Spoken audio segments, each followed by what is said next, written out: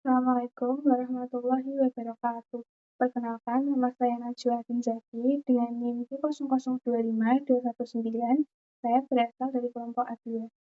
Jadi kali ini saya akan menjelaskan tentang tulang-tulang yang ada di vertebrae, kemudian mengenai plexus brachialis, dan juga tulang-tulang yang ada di regiofemoralis.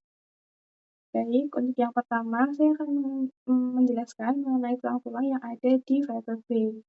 Jadi, di dalam vertebrae itu kita dibagi menjadi 5 bagian utama, yaitu vertebrae cervix, vertebrae thorax, vertebrae lumbels, vertebrae sacral, dan juga vertebrae coccyx. Yang pertama kita akan membahas mengenai vertebrae cervix.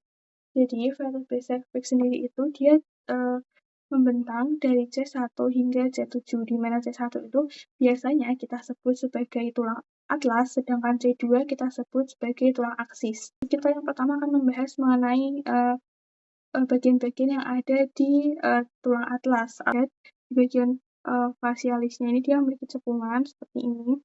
Ini menandakan bahwa dia bagian atas, sedangkan di bagian bawahnya itu terdapat facies articularis inferior yang lebih datar, tidak seperti yang bagian superior. Kemudian juga kita bisa membedakan antara bagian depan dan juga belakang. Untuk bagian depan sendiri itu ditandai dengan adanya tuberculum anterior atau penonjolan kecil di bagian depan seperti ini. Sedangkan untuk bagian belakangnya dia ditandai oleh adanya tuberculum posterior. Kemudian tuberculum posterior di bagian sini. Kemudian juga ada bagian-bagian lain seperti lubang kecil yang ada di bagian lateral-lateralnya yang dinamakan dengan foramen transversarium. Selain itu juga ada lubang besar yang ada di bagian tengah yang dinamakan foramen vertebrae.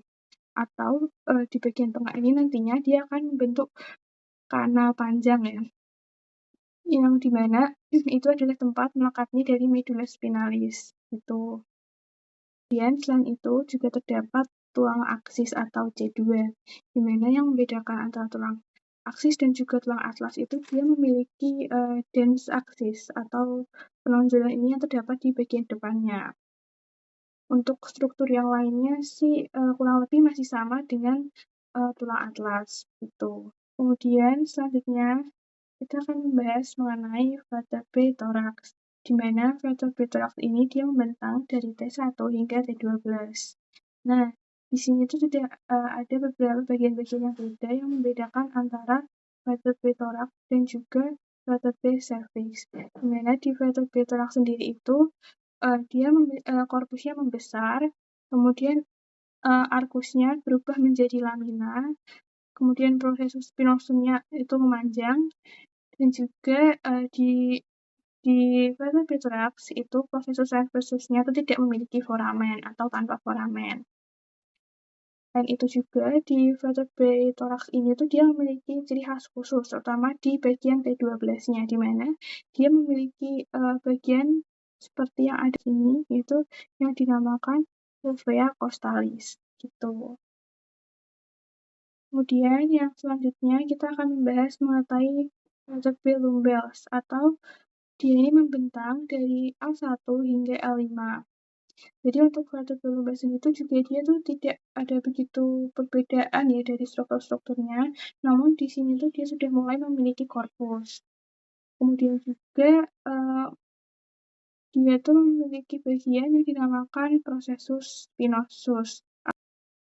Kemudian selanjutnya saya akan membahas mengenai vertebrae sacrals. Nah, di vertebrae sacral sendiri ini dia sebetulnya dia merupakan 5 vertebrae yang bergabung menjadi satu. Kemudian bagian utama yang ada pada vertebrae sacrals dan merupakan bagian anteriornya yaitu merupakan promontorium atau bagian depannya sini. Selain itu, di vertebrae sacral sendiri juga memiliki lubang-lubang yang dinamakan foramen sacralia. Nah, kemudian kalau kita balik di bagian belakangnya itu, dia terdapat seperti facialis, tapi kita menyebutnya di sini adalah processus articularis. Kemudian di belakangnya juga dia terdapat penonjolan-penonjolan seperti ini ya, dia dinamakan crista sacralis. Untuk bagian tengah ini dinamakan crista sacralis medial, untuk yang bagian pinggir itu crista sacralis lateral.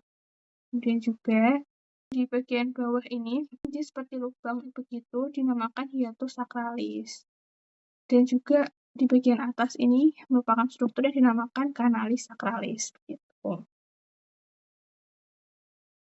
Nah, yang terakhir merupakan vertebrae coccyx. Jadi sebenarnya di vertebrae coccyx ini juga tidak begitu ada bagian yang khusus atau yang khas, namun ada satu bagian ini yang membedakan antara vertebrae coccyx dengan lainnya itu yaitu adanya seperti penonjolan-penonjolan ini ya. Dua penonjolan ini. Gitu. Kemudian kita akan membahas mengenai ligamentia yang ada di vertebrae. Jadi ligamentia di vertebrae ini sebenarnya ada banyak sekali. Namun yang akan saya bahas tuh hanya 3 yang paling utama saja. Yang pertama ada anterior longitudinal ligament, di mana fungsi dari ligamen ini yaitu untuk mencegah adanya hiperfleksi. Kemudian yang kedua ada posterior longitudinal ligament, di mana ligamen ini berfungsi untuk mencegah adanya hiperekstensi. Kemudian yang terakhir adalah ligamen flavum, ada di daerah celah-celah ini. Nah, ligamen ini tuh fungsinya untuk mengisi celah yang ada di antara vertebrae ini. Gitu.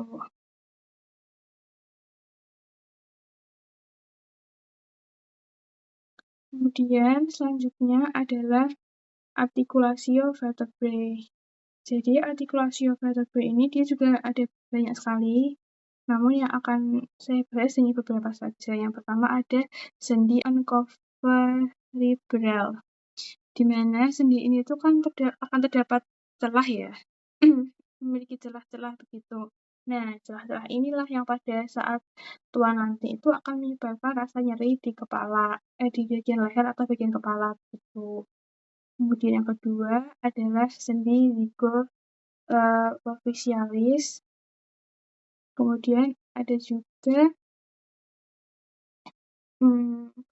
articulatio atlanto-occipitalis. Nah, di mana articulatio atlantis occipitalis ini yaitu yang menghubungkan antara tulang atlas dan juga condylus occipitalis. Di mana itu tulang ini pertemuan antara dua tulang ini itu akan membentuk gerakan mengangguk atau gerakan iya. Jadi kita dapat menganggukkan kepala. Kemudian ada articulatio atlanto-axialis lateralis. Nah, di mana ini tuh adalah pertemuan antara tulang aksis dan juga tulang atlas. Di mana persendian ini tuh dapat membentuk gerakan tidak atau menggeleng seperti itu. Kemudian selanjutnya kita akan membahas mengenai plexus brachialis. Jadi plexus brachialis sendiri itu dia membentang dari C5 hingga T1. Kemudian dia memiliki 5 bagian, di mana bagian-bagiannya itu memiliki persabangan. Yang pertama itu adalah roots. Nah, roots ini memiliki 3 percabangan, yaitu long thoracic nerve, kemudian dorsal scapular nerve, dan juga suprascapular nerve. Kemudian kita beralih ke bagian trunks, di mana trunks ini dia memiliki satu percabangan, yaitu di nerve clavus. Kemudian kita beralih di bagian divisi dan division. Bagian division sendiri ini dia bercabang menjadi lateral cord, posterior cord, dan juga medial cord. Di mana cord ini tuh dia bercabang kembali menjadi percabangan lainnya.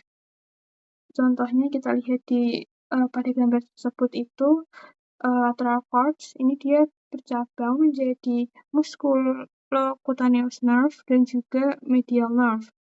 Kemudian untuk bagian medial cord dia bercabang menjadi medial cutaneous nerve of the arms, kemudian medial cutaneous nerve of the thumb, dan kemudian ulnar nerve dan medial nerve.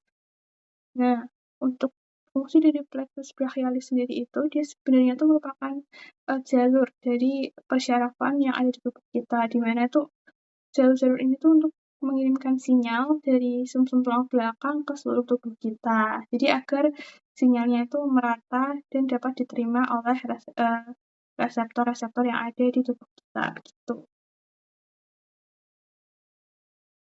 Kemudian selanjutnya, ini kita akan membahas struktur-struktur yang ada di regio femoralis.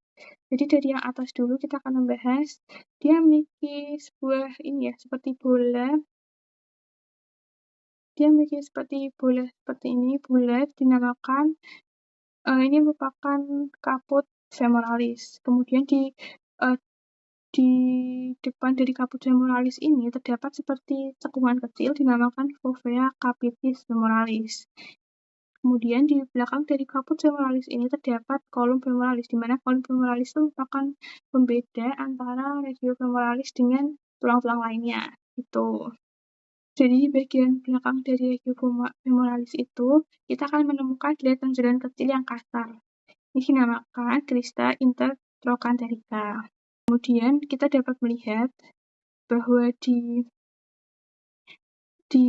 sekitar di bagian belakang juga itu terdapat tonjolan yang dinamakan trochanter mayor dan juga tonjolan di bagian bawah dinamakan trochanter minor. Di mana trochanter mayor dan trochanter minor ini dia tuh dipisahkan oleh adanya linea intertrochanterica.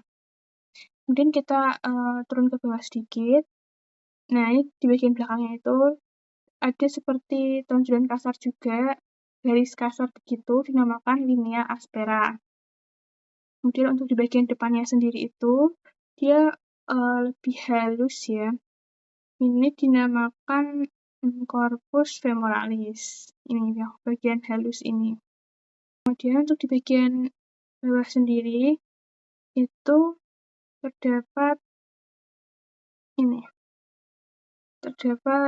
dua tonjolan begini atau apa ya? Itu kita namakan sebagai epicondylus lateralis untuk di bagian yang menjauhi dari tubuh, kemudian epicondylus medialis yang sebaris dengan corpus femoris. Kemudian juga terdapat di bagian bawah ini terdapat ruang seperti ini. Ruang yang datar dia dinamakan fascia spatella. Nah, fascia spatella sendiri itu dia tempat untuk melekatnya patella. Gitu.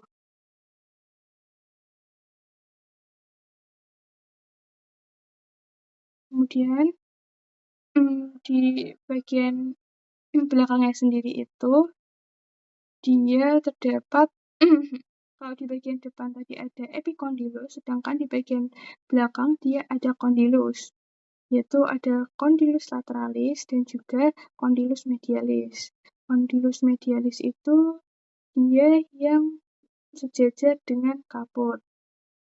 Kemudian di antara dua condylus tersebut terdapat cekungan lagi dinamakan fossa intercondylaris. Dan kita beralih ke musculi regiofemoralis.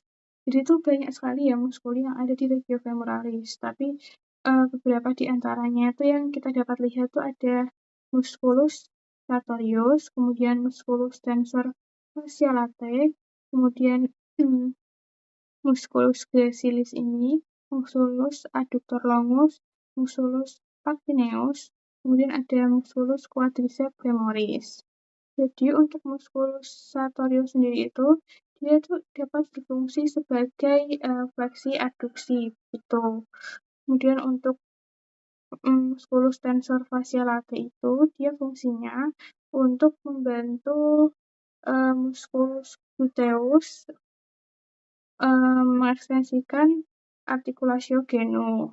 Kemudian selanjutnya ada musculus gracilis, di mana fungsi dari musculus gracilis ini merupakan adduksi tungkai atas. Kemudian juga ada musculus adductor longus. Nah, fungsi dari musculus adductor longus sendiri itu dia sebagai adduksi tungkai atas dan juga eksorotasi tungkai bawah. Kemudian Kemudian ada musculus pectinus, yaitu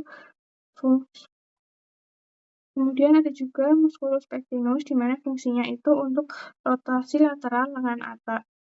Kemudian ada juga musculus pectinus, di mana fungsinya yaitu rotasi lateral tungkai atas. Gitu.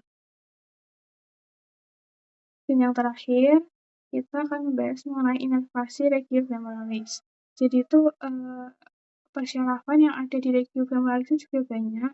Salah satunya seperti yang dapat kita lihat di gambar ini, ada nervus femoralis, nervus obturatorius, kemudian nervus gluteus superior, gluteus inferior, ada nervus pudendus, dan juga ada nervus ischiadicus begitu.